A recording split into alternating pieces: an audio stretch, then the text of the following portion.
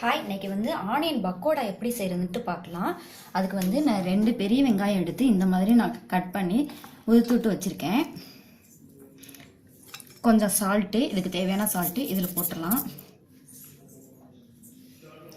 1/4 cup அரிசி மாவு, 1/2 cup கடலை மாவு, 1 டீஸ்பூன் மிளகாத்தூள் இதில் ஆட் பண்ணிடலாம்.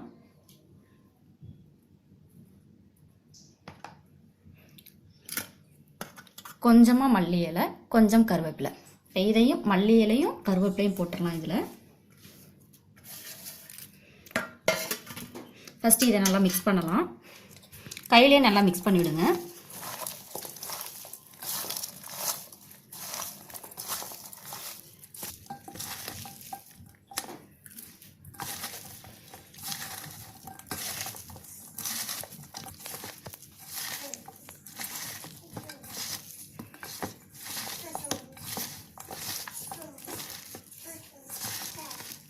இப்போ மிக்ஸ் பண்ணியாச்சு. இது இருக்கட்டும்.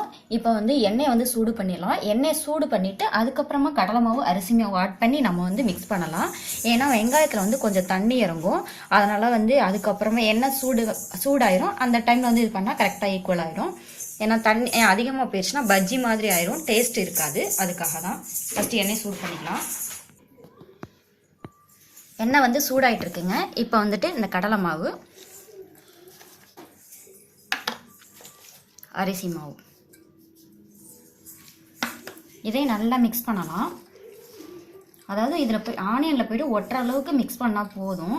அந்த அளவுக்கு தண்ணி சேர்த்தா போதும். தண்ணி தேவைப்பட்டால் சேர்த்துக்கலாம். தண்ணி ஊற்றக்கூடாது, தெளித்து தான் நம்ம மிக்ஸ் பண்ணணும்.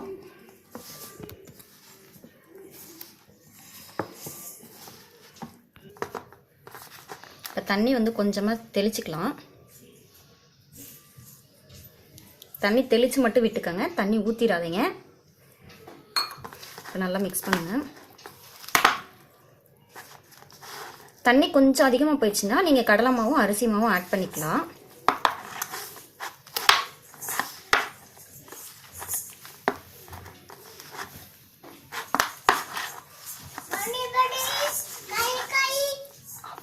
தண்ணி இப்போ கொஞ்சம் தெளிச்சுக்கலாம். கொஞ்சமாக கையில் ஊற்றி தெளிச்சுக்கோங்க, தண்ணி ஊற்றிடாதீங்க.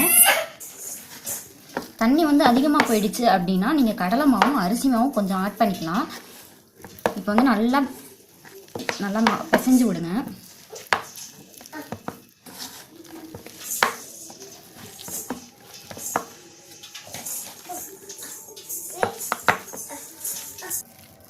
நல்லா மிக்ஸ் பண்ணியாச்சு.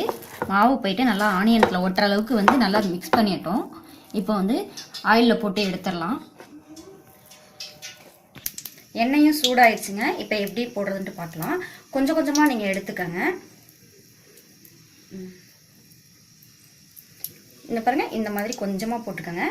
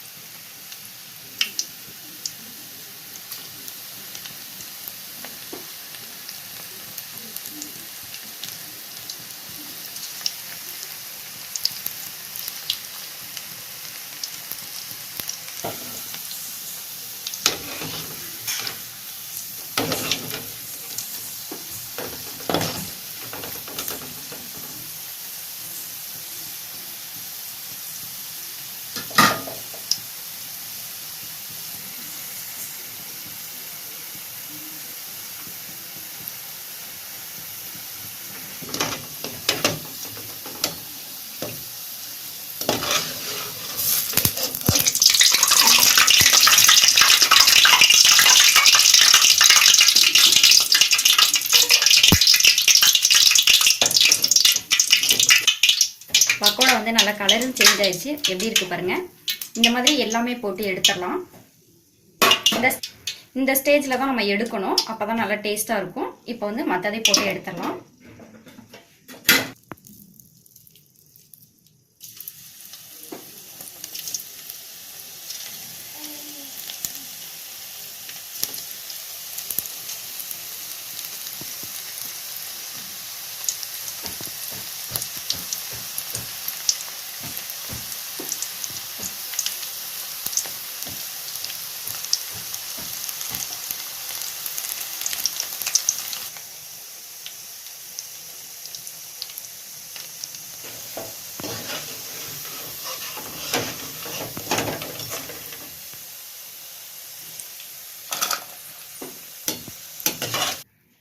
ஆனியன் பக்கோடா ஈவினிங் ஸ்நாக்ஸ் வந்து ரெடி ஆயிடுச்சுங்க. இது ஒரு சைடு கிறிஸ்பியாகவும் ஒரு சைடு நல்லா சாஃப்டாக இருக்கும். அதான் இதோட ஸ்பெஷலே. நீங்களும் உங்கள் வீட்டில் இந்த மாதிரி ட்ரை பண்ணி பாருங்கள். இந்த வீடியோ பிடிச்சிருந்துச்சுன்னா என்னோட சேனலை சப்ஸ்கிரைப் பண்ணுங்கள். நன்றி.